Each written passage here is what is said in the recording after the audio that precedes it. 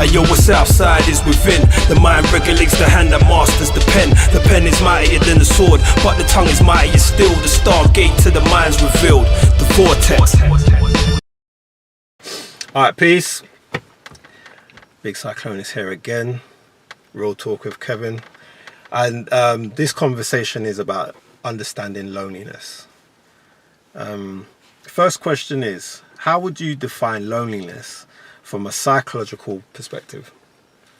I think there's quite a few ways to define it, and I couldn't go into all the areas, but I think what you got to think about is the interplay between, and we'll stick with mum and child first, because most of the studies that were ever done were about that sort of dyadic relationship between mum and the child. Dad wasn't at the forefront of parenting. It's only more recently you get a lot more literature with talking about dad's influence on the child, but you know, there's a interplay between child and parent when they're young. It's like this: when you're around your child all the time, looking after them, caring for them, but then there's a careful sort of relationship where, as we'll say mum for now, where mum starts leaving you in your cot by yourself, or leaving you in the room by yourself while she's doing the washing. But that is the first sort of realm of you being by yourself, even though you're in the cot by yourself, but most of the time you got mummy around or whatever. But then there becomes this divide, this gap where things become longer and mum can leave you, and trust, and it's sort of an unconscious interplay, because nothing's said. The child's not talking to you yet because they can't verbalize anything, but there's a state of being where that child starts becoming secure in being on their own, instead of crying for you all the time. Now for some young people that might not work too well because it's prematurely done. Mum's left you on your own too early. She hasn't done the nurturing that's needed to make you feel confident and comfortable in your own space, and then it can become something else for you from those early beginnings. So I think loneliness can start off as early as then for you if the dynamics and the parenting aren't done, you know. And it's not everyone reads from a book, so it is just done by judgment a lot of the time. But you know when your child's crying and overly crying. I mean, if you come from a old school black background, sometimes if your child's crying, just leave them to cry, you know.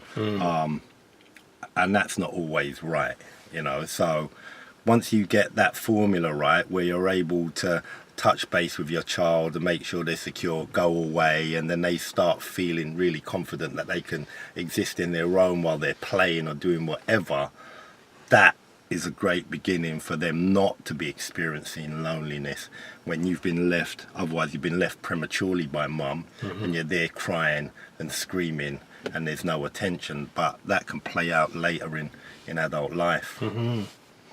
Right. What would you say are the key differences between loneliness and being alone? You know, there's a difference between the physical and mental state there, but at the same time you can still be in a crowd and feel alone. You know, I can talk about it from my own experience of being an only child. You know, it is strange. I might be flipping in and out now because there's a significant difference between solitude and loneliness. Now I can have solitude and be on my own and feel happy that I'm on my own because I like my own space. But then you can have a state of loneliness where you could be at home alone and feel lonely. You can be in a crowd of people and still feel lonely, like you don't fit in. I think I've had that, and I've still got elements of that as a consequence of the sort of socialization process and me being on my own quite a lot of the time while my mum was going to work in the evenings doing her nursing. And I was comfortable like that, but I missed not having anyone else around. And I think it played out in a lot of different ways. I was all right on my own. I'd go cinema on my own and do activities on my own. But I did crave interaction. It's funny now because I still analyse myself. Shout out to Yuko, shout out to Daz, shout out to a few people that I phone on a regular basis, because I shout out to my missus mainly because, babes, you're always there on the end of the phone. We're there codependently phoning each other. So there are people that I need to talk to someone, and I recognise that sometimes I'm like that. You know, whether it's texting you or speaking to Yuko, doing something. Sometimes there's this feeling of loneliness that I myself have got, but I still understand that it's a state of mind. I've had that where I've been mixing with different groups, because it's quite weird that if you've got a strong family base with friends, that's yours. Me, I didn't have a large extended family. It was only me and my mum. So I hung out with lots of different people that had a strong family base, extended family and friends, when I never had that. So when I entered into other people's space, even though I was tight with someone, the main person in there, I was around people that I felt like the outsider a lot of the time. Yeah. And that was their thing. Yeah. So there's a lot of time where I've been in spaces, especially when I'm a friend of one person, everyone's a friend of them, but I'm not close to the rest of them. I've always felt inside a bit of an outcast, and felt lonely in different social groups. So I think, you know, a state of loneliness is a mental thing. Being alone physically is one thing, but you could be alone physically and you be in a state of solitude where you're okay and you're feeling nice about it. Or you could have this state of loneliness when you're around people and at home alone, craving just company, and maybe not even being able, I mean, it's great, the internet, for some people, because there was a lot of people at home that had those feelings, but now they can connect with people. But it's all down to you. I mean, there's a complexity to it from when you're growing up, from your prenatal existence, afterwards postnatal and parenting existence, when you're there with your mum and dad and whatever, and then with your friends. So there's a sort of developmental timeline of experience where you're learning how to deal with being alone, or loneliness is something that you start experiencing at some point in your life. Yeah. So with that being said, is loneliness always a bad thing, or can it serve a purpose? I think, and like I've made the sort of differentiation between solitude and loneliness, I think loneliness on some level can become detrimental if it's having an impact on your everyday way of living. So if loneliness is making you feel depressed, if loneliness is making you feel outcasted from your friends and family, then yeah, it's not a good thing. But I don't think that any label of loneliness, if you're experiencing loneliness, you're not in a happy place. You know, if I can express to someone, look, I feel lonely, there's no positive connotations attached to that. You know what I mean? So I think loneliness in any sense of the word, that's why I'd go to solitude as something that's more positive than being in a state of loneliness. I don't think anyone that will open their mouth and say, I'm feeling lonely, is happy about that. I agree, definitely. Are there different types of loneliness, and how do they affect people differently? Yeah, I mean, that the loneliness when you're not alone, but you feel alone, that is a state in itself that is probably a lot harder to deal with, because then you question yourself. Why am I around people all the time and I'm still feeling like this? I think when you haven't got a large social group around, you may crave loneliness, but you know that you're lonely for a specific reason. There's not a lot of people here. Now, when you're lonely but you've got a lot of people around you, then that can create something else in your mind. What is wrong with me? Why am I feeling like this?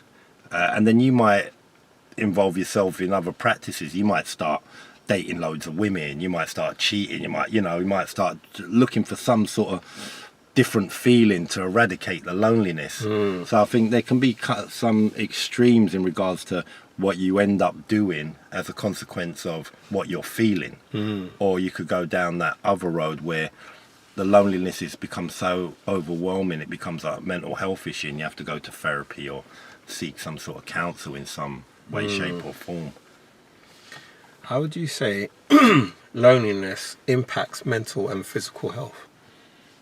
Well, you know, you can go with serious loneliness, you'll go into that deep realm of depression. Some people that are lonely and get into that deep realm of depression, they'll either just be inside taking drugs, sleeping all day, watching TV all day, just not being able to deal with life in a way that's beneficial to them. So I think it's always good to seek help if you're feeling like having an understanding and people actually listening to you. It's funny that sometimes you can talk to people and say you're lonely and they say a few words to you and expect you to be all right.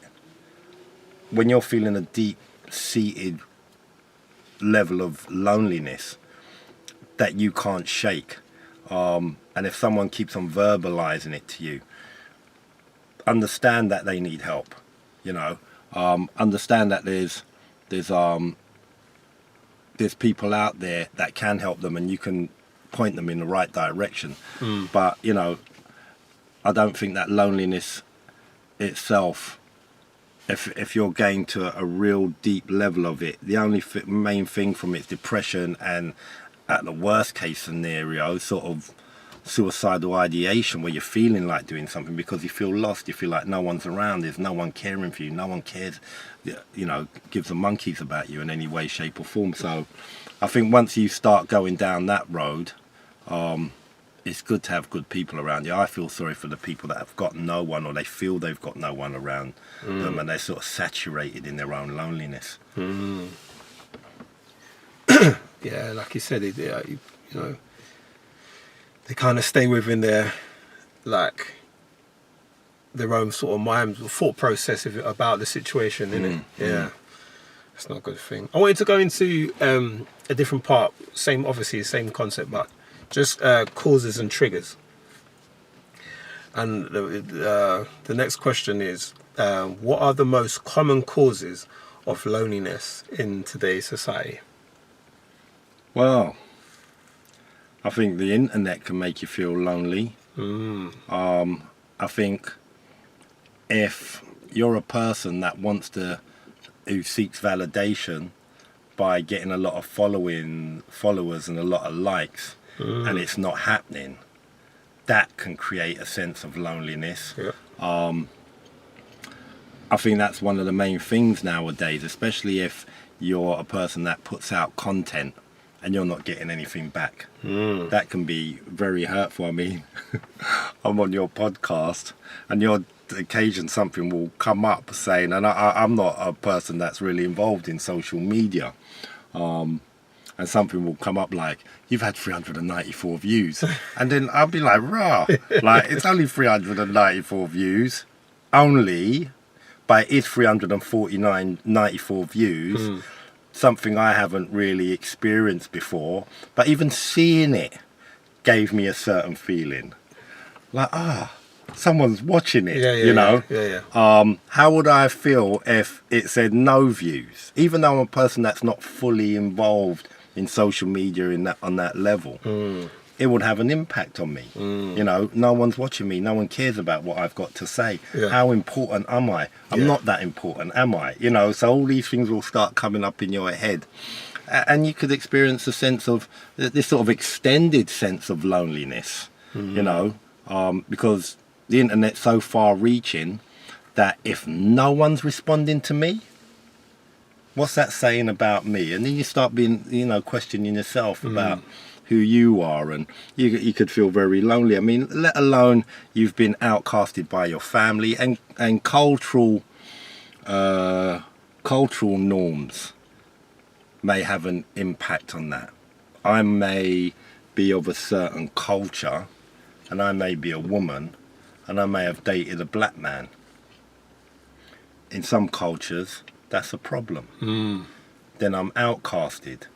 I can't go and see my family again.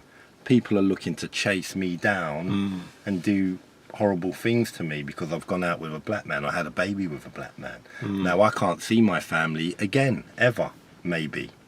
You know, so there's different situations which can I mean, they're vast. There's myriad situations that could contribute to you feeling loneliness. You know, but I think nowadays with technology and social media, it's a double-edged sword. There's a side of it where you can feel a lot more happy about your interactions with people coming out of a realm of loneliness, or you're a person that's not being acknowledged and you start feeling lonely, especially if it's a situation where you felt lonely before, you didn't have much interactions with people, and then you thought, all right, let me go online and show people what I'm about and talk about stuff, and you still don't get anything back. Yeah, so it's You a big know, blow. that feeling's compounded, and that could lead to you doing something not too good to yourself.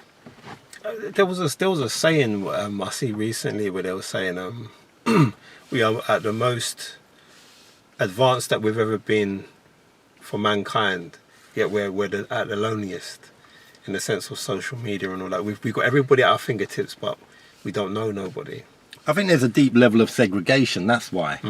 My conspiracy side of myself will see everyone in little isolated hubs.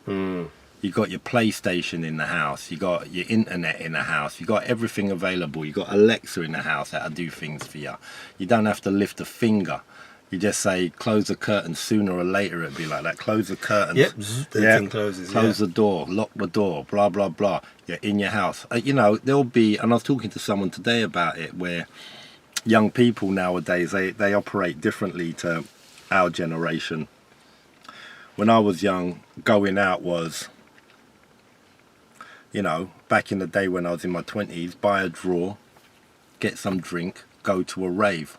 Walk from rave to rave, or if it's a paying rave, you just go and pay and go to a rave. You've got your clothes from whenever you've bought your clothes, and you go raving. Now, young people operate differently.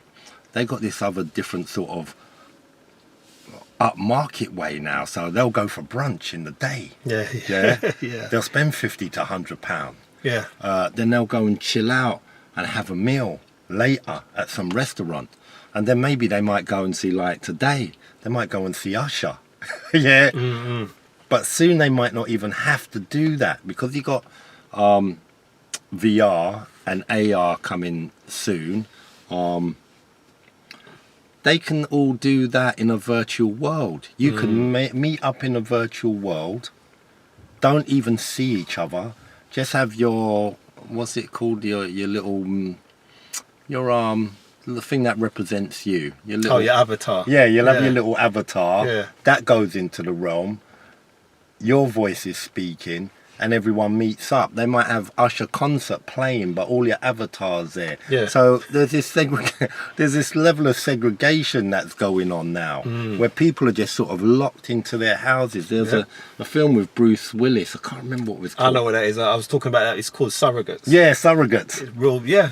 That basically is what's going on now. So, you know, your surrogate, was it your surrogate went out and done work? Yeah. And you just stayed in bed or whatever. That's right. You know, we're moving slowly towards that level. But I think what it is, for some people, it's like systems are put in place in society, and depending on what generation you are, if you're older generation, it's harder to digest. If you're of a younger generation, it is the norm. So sooner or later, there'll be certain sections of society that way of existing, quite isolated, will be the norm. Yeah. And the social interaction of yesteryear, in the way it used to happen, will have been gone. Now, for older generations, that might create a sense of loneliness, especially when your people are dying off.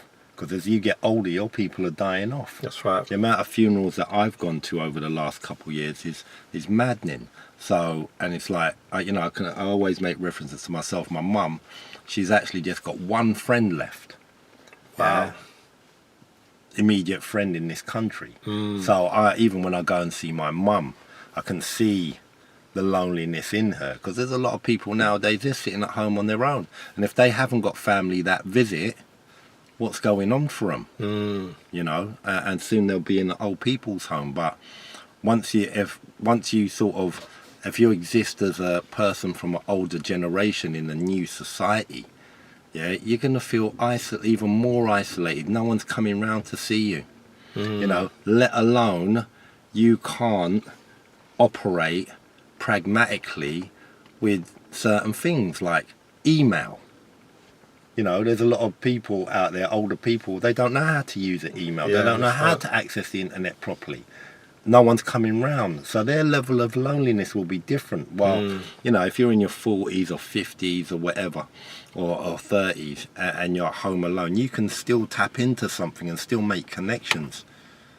So, yeah, I think generationally it's going to be hard, but soon there's going to be such a level of segregation that people are going to be used to it. I think, you know, like I said, loneliness is a state of mind, and it's dependent on how, if you can go see past the loneliness, you know, if you've got the coping mechanisms and the people around you to help you come out of that, because you can be in a real rut when you start feeling really lonely.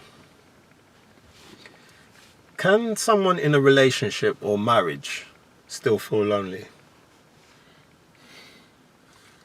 I'm sorry to smile about this one.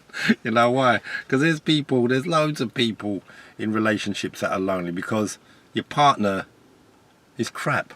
Yeah, when you've got a crap partner, or you don't talk, or there's a lack of communication, you can exist in a relationship and just be coasting for what? The sake of who? The sake of the kids? The sake of paying the mortgage that you've both invested into? There's loads of people out there that are lonely in their relationship and unhappy. But for some reason, there's some other motive that's keeping them together. You know, that's why you'll get situations where there'll be a person that's a serial cheater, and then you find out they've been cheating for years. Or there'll be someone that ends up having children with, so you find out that they've got kids that they had from 10 years ago, or something else. Or you find out that, you know, your partner has got a partner of their gender, yeah, somewhere else. So there's loads of people in relationships that are lonely because they're not on the same page. Once you start coming off that page that you were both on, you need to be able to converse, communicate in the right way, and then if you have to, go your separate ways. You know, I'm a real believer in understanding that you've got one life that you acknowledge and you understand that you're living in, and there's no point in living unhappy in it. You know, if you're living an unhappy existence in your relationship, don't moan about it. Yeah, if you're not going to change it, try and change it, but don't moan about it. I mean, I can say that, and I can be one of the biggest moaners when it comes to situations, but I'll only moan up to a point, and then there's action. You know, I might say, oh, I'm not saying this about you, girl, you're the best woman out there, one of the best women out there. I don't want to put down anyone's partner, but I don't, you know, if I said to my missus, oh, you know, things aren't going right, blah blah blah, I know that my missus is up for communicating with me. What's wrong, babe? Let's talk it through. If you haven't got that, when you're not on the same page anymore, it's already an indicator that there's something wrong with the relationship. People usually are in relationships sometimes over time. It's habitual. Yeah, you've just got used to it. And then when they go, you feel that feeling. They might have been the worst partner, and when they go, you feel this yearning for them. But that's an illusion, because they were no good for you. It's just that you've been so used to being with them. That's right. You know, so I think there's loads of people out there lonely in your relationships. If you're lonely in your relationship, people, please wake up. You've only got one life. Yeah, try and find some happiness out there. That's right. How does childhood experiences shape how we deal with loneliness as adults?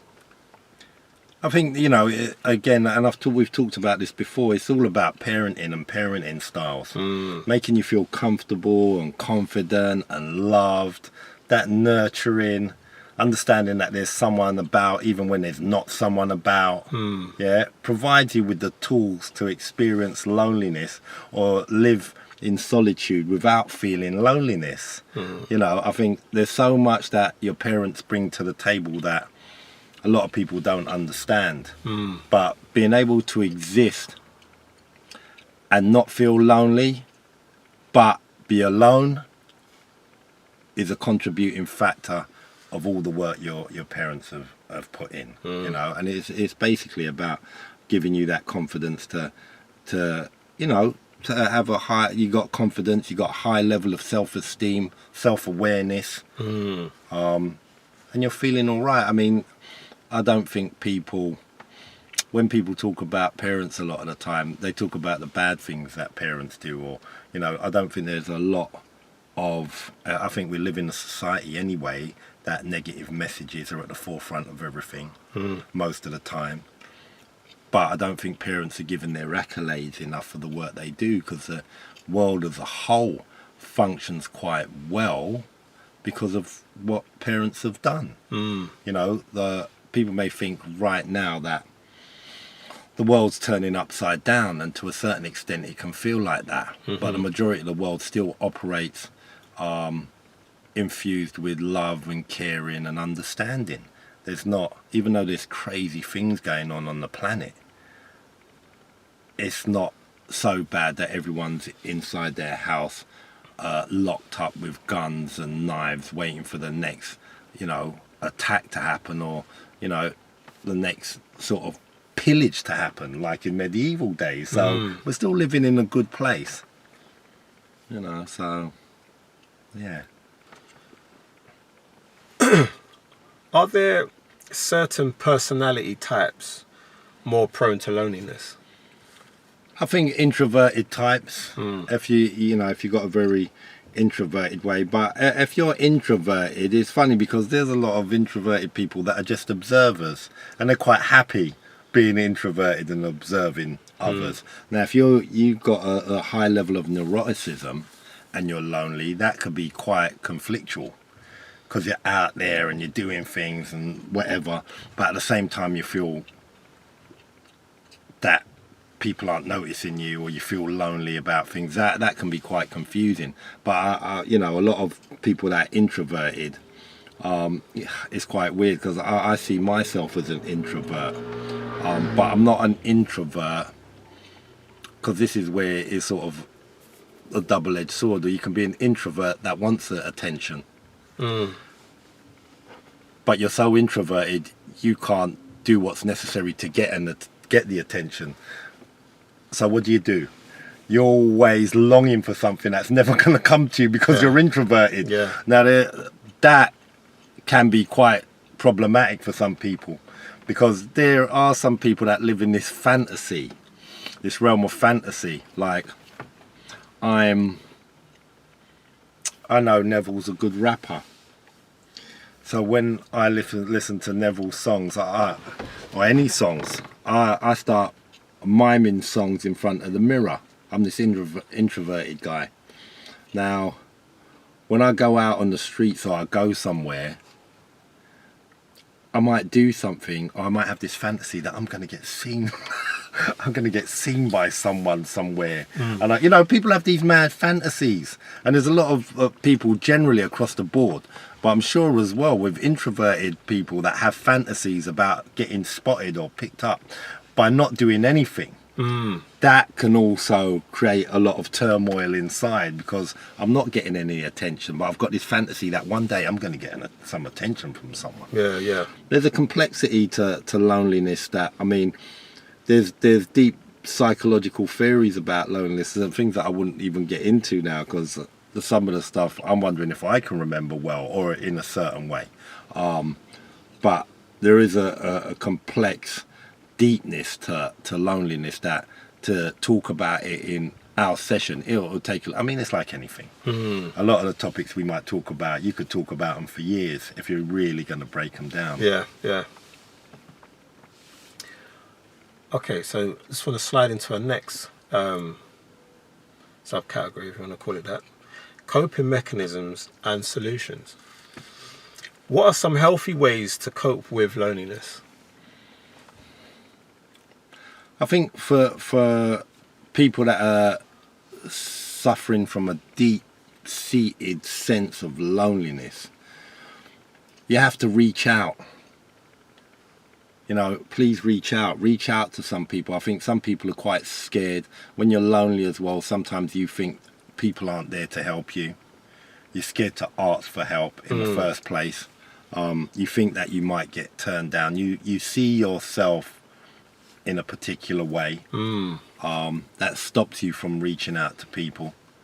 So just first step, reach out. Whether it's your friends, family, whether it's an organization, reach out. Understand that it's something that you're feeling in your head, yeah, more than what's actually happening.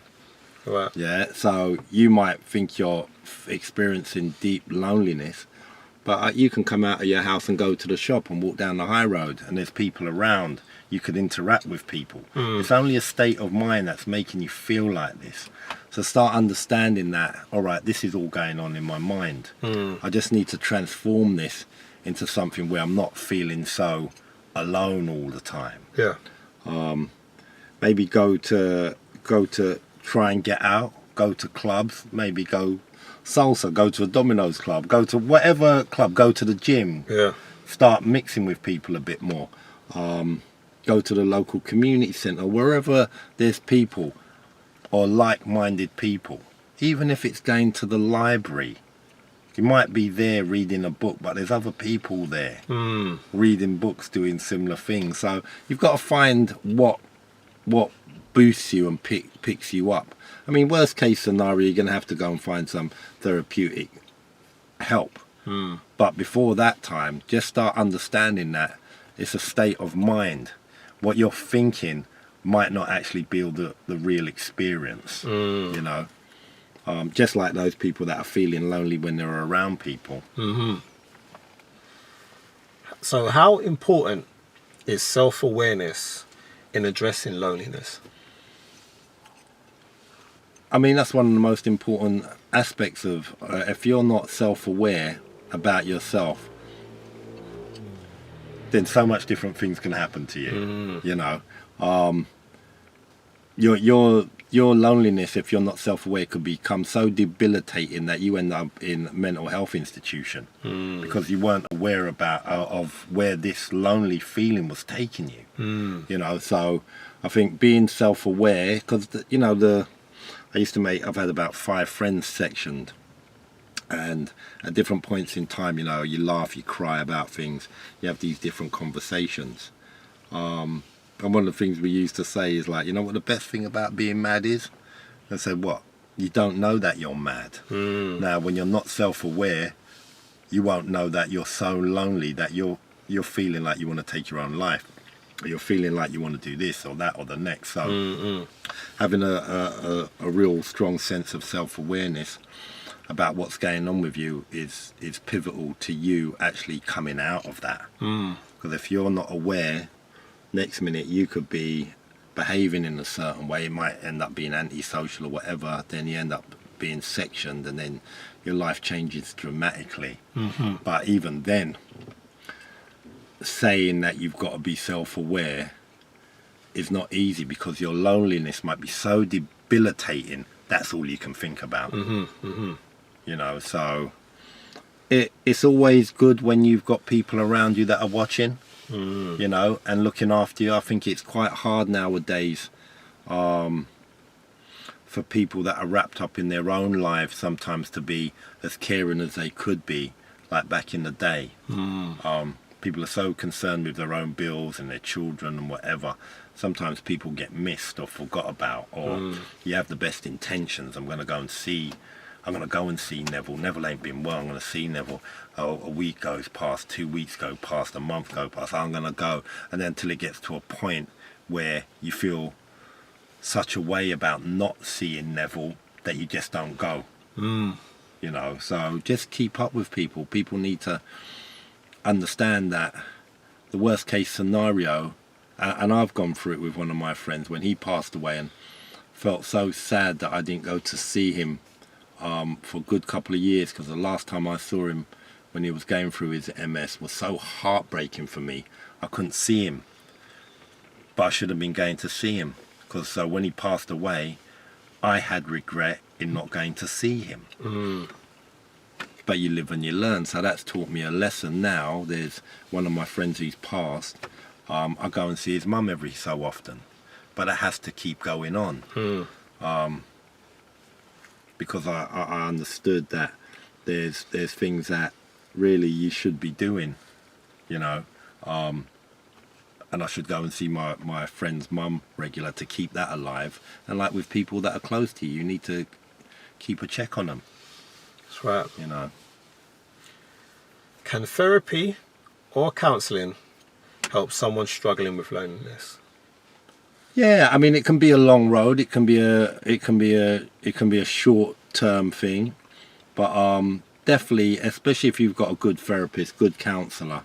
I say that because obviously in the realm of everything, there's always good and bad in everything. You get good cops, bad cops. You get good teachers, bad teachers. If you've got a really good therapist, counsellor, clinician of any in that field, you know, that will help you immensely. It will take some time to unpick, because I think sometimes people think that counselling and therapy is a quick fix, and don't understand. A lot of people drop out from counselling because they expect after 6 weeks, a month, 2 months, 6 months for them to be fixed. Something should change, and that's not always the case, especially more so if you're resistant to the process, or you already have these expectations of things working quicker than they might work. But I think it's so beneficial, and like I've said before on your show, that I didn't think that I needed counselling. I still don't think I need it, or you know, I don't know how beneficial it was, but I knew it was beneficial in seeing other aspects of myself and understanding other aspects of myself and understanding how my behaviour plays out in different situations, and how I can do things better sometimes. You know, so I think in regards to loneliness, yeah, any therapeutic intervention by a good clinician, that'll be so beneficial for you. How can someone build meaningful connections if they struggle with socialising? It's just mainly is with support. You have to have support around you. Yeah, when you're having problems socialising, you've got to have a good support system around you. You've got to have good friends around you that recognise you're having problems and say, all right, we're going out tonight. We're going out today. We're going to go and do this today. To do anything like that on your own, usually people reach somewhere that's very uncomfortable, and then they're going to make a change, you know. But where they get to that point, they'll either make a change or something bad could happen, you know. So for me, if you're having problems socializing, it's always great to have good family and friends around you that recognize that and are willing to pick you up, take you out, you know, and encourage you to do things. Even if it's to, you know, it could be like you might not have no kids, and then I might say, Nev, blah, blah, blah, come on my son's football game, just to get you out of the house. You know, I know you like football. Come and watch my son's football game, just to get you out, you know, and do something once a week with you. But really, it's about having good people around you that are observing what's going on with you. Yeah.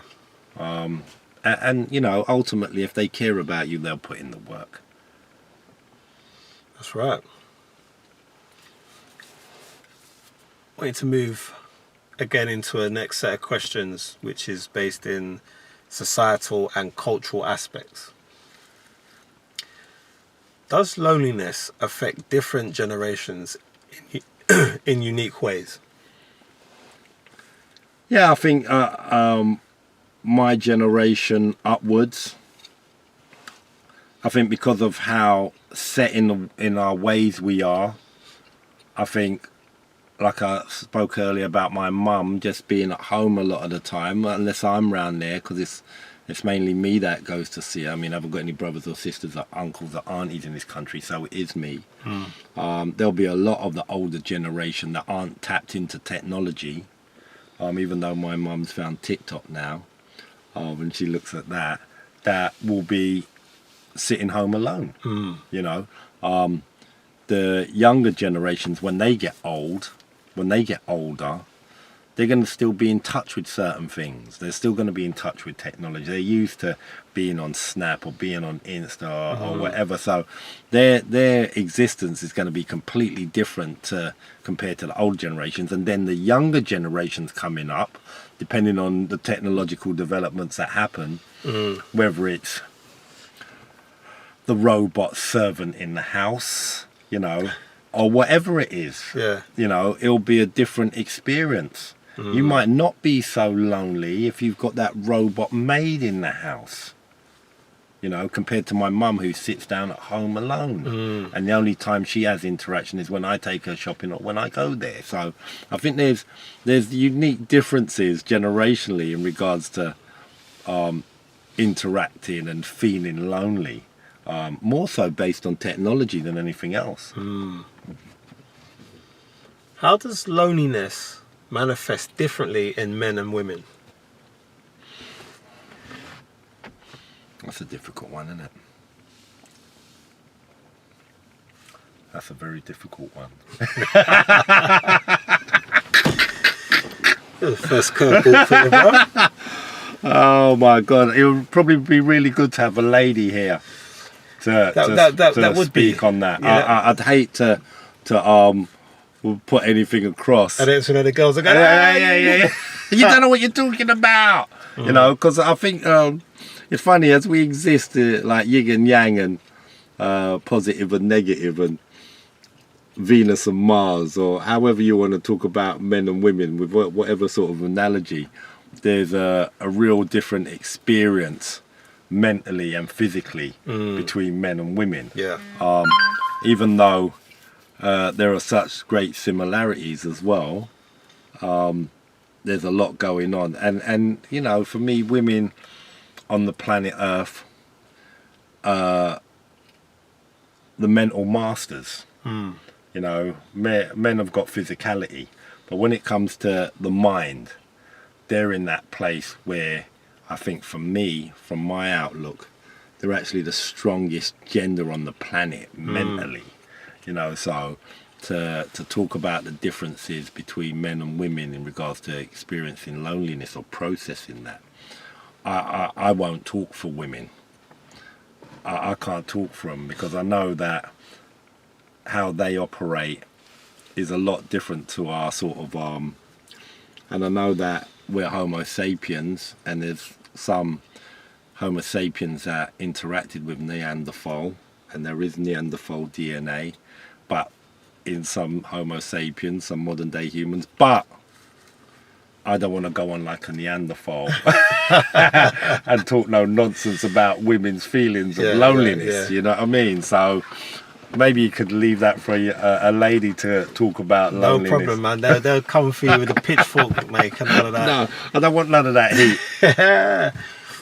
What role does community play in combating loneliness?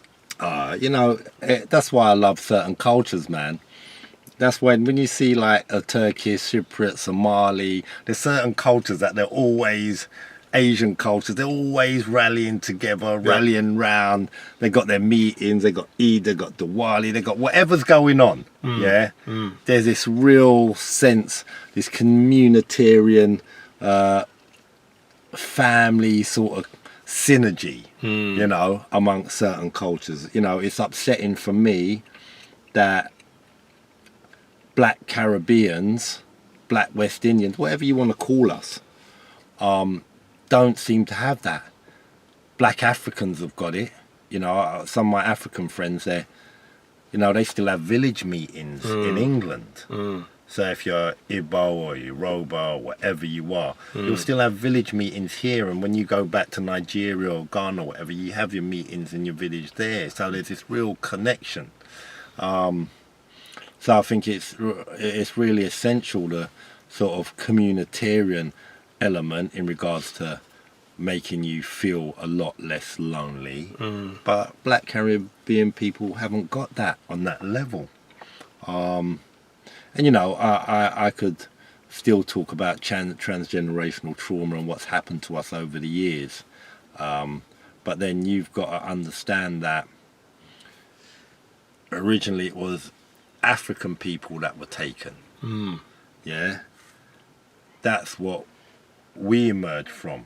So why have Africans from Africa who were taken from Africa still got this cultural heritage, but West Indian people haven't got that connectivity and heritage that keeps us sort of cohesively together on the same page? You know, so for me, community is everything, and there are cultures out there that do it very well. Black Caribbean people, you know, I don't know. I'd like to say it was down to something specific, but why haven't African people had their culture and togetherness smashed to smithereens, and they still got that, and they were at the forefront of being enslaved? This is just a question, but wouldn't it be, just going on, reflecting on what you're saying, wouldn't that be because those said Africans was taken from Africa, and once you're taken, you know, that's caused like a separation, a divide. So we've lost tradition, we've lost our native tongue through colonialism and all of that, been taken to the ports and left in the ports. While those in Africa, even though a lot of atrocities was going on in there, they still had their tradition, everything, and they had certain cultural ways. They had their tongue still there. Well, some of them have lost their tongue, but they've still, the hub of them is still there. While the rest of us that are separated Africans, you know, we've had to create and take on a new identity. Yeah, true. Yeah, True. How do economic and social class factors influence loneliness? Well, it's quite strange that it doesn't matter what class you're from. Like I said earlier, you could have loads of money and have everyone around you still feel lonely. You could. The only thing that class, especially at the lower levels of the social strata, where underclass or working class, is that if you haven't got enough money to do something, you can't do it. So if there's poverty and you want to go out and socialize and do things or whatever, or even to drive a car to go somewhere and meet people, if you haven't got the money, you can't do it. So poverty to a certain extent plays a big role in regards to practically getting out there and practically connecting with people, because you just got to use your money for bills or whatever else. So in that sense, but the experience of loneliness is a blanket experience. Everyone, doesn't matter what class you're from, is experiencing that. It's just that you have more chances of being able to do things where you can come out of your loneliness a bit and maybe interact with people because you've got money. That's right. I wanted to go into the last set of questions, and these are based, it's loneliness in extreme situations. So how does loneliness affect people with mental health conditions like depression or anxiety? That is debilitating. I mean, if you've got anxiety and loneliness, depression and loneliness all mixed into one, like I said before, you could be in bed all day. You could be not eating, you could be overeating, you could end up having health conditions, different health conditions as a result of that. So it's quite a toxic mix. The loneliness mixed with anything else, or the loneliness creating something else. So from loneliness becomes depression, or you might be experiencing loneliness and then get anxious because you're experiencing it, the feelings of it. So yeah, it's quite a complex situation for people, that especially if you've got something else going on. You might have you might be lonely and you might be schizophrenic. You know, who knows how that's playing out for someone that's experiencing a sense of loneliness, but also hallucinating as well. So, yeah, it's a real bad situation there. What impact does long-term loneliness have on an individual's brain and behaviour? I mean, the loneliness, long-term impact on the brain, obviously when your brain's operating in a certain way for a certain amount of time, you start getting stuck in that way of thinking. So it's only accentuated over time if you're not getting help. So I'm lonely, I'm really lonely, and then it can only get worse. It snowballs into whatever, like the mental health situation and being institutionalized, or you thinking about taking your own life. So you know, it's a very serious situation if you can't get drawn out of that state of loneliness.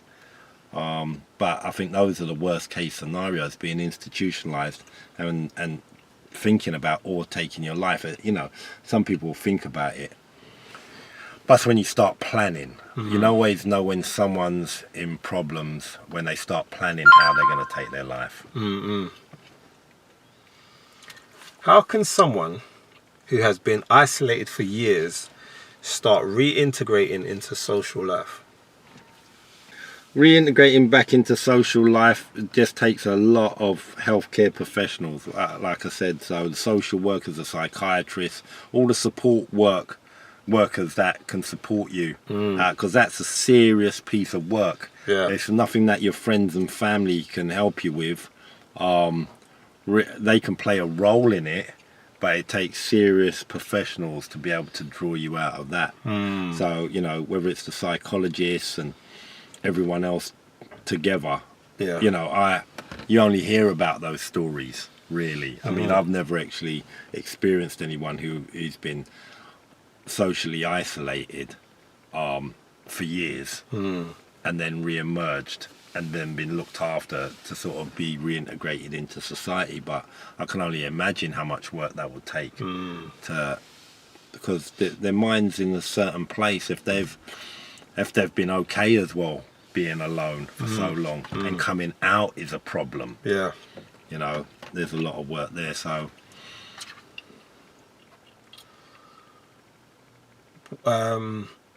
what advice would you give to someone who feels lonely but they're afraid of rejection? It's unfortunate that you're going to get rejected at some point in time, regardless of who it is. You know, making someone understand that loneliness is just a state of mind. In reality, they're not alone, but also be able to take steps towards making them understand that rejection's a normal part of everyday life. It's going to happen, but the outcome of rejection isn't that serious. The only time rejection is serious in your mind is when you go for a job and you don't get it and you feel rejected, or that's probably about the most serious one, you know, outside of little things that you might want to do in life. You might want to adopt a kid or foster a child and it doesn't happen, and you feel rejected, it doesn't happen. You going to go on a date and you meet a girl and she rejects you. It may feel serious, but in the scheme of life it's not really serious. So there's only a few things in life, situations where you get rejected, that are very meaningful. Some may feel meaningful, but they don't really mean much in the scheme of life. So trying to get people to understand that, but doing long-term work or doing work with someone, you start being able to identify what may work with them when you're talking to them in regards to sort of providing them with coping mechanisms for not feeling so lonely. So, last question for you. If someone watching this episode feels lonely right now, what's the first step they should take? Who do you feel comfortable with? Contact them. Yeah, tell them that you're feeling lonely. If you haven't expressed it already, tell that person you're feeling lonely. Tell them the reality of what's going on in your head and your heart. Don't shy away from being honest and authentic with people, because sometimes how you seem and how you look, people think you're confident, you're okay, you're well adjusted, and they sometimes don't see what's really going on in you because you present in a particular way. And then people will think that you don't need help. Yeah, if you're crying inside and you feel alone, talk to someone close to you and make them understand. You may look at me and I may seem like this person, but that's not what's going on with me. I feel vulnerable, I feel alone, and I need some help. You have to speak up, you know, and whether it's family and friends or you phone an organisation and you get some therapy, just speak up. For you, you're the most important person on this planet. So do the work to make yourself feel better, make you be able to exist in the most positive way you can for the amount of time you've got on this planet. Yes, my brother, once again. Nice, Dev. Much love, man. Wicked. Thank you. Yo, what's outside is within. The mind regulates the hand that masters the pen. The pen is mightier than the sword, but the tongue is mightier still. The stargate to the mind's revealed. The vortex.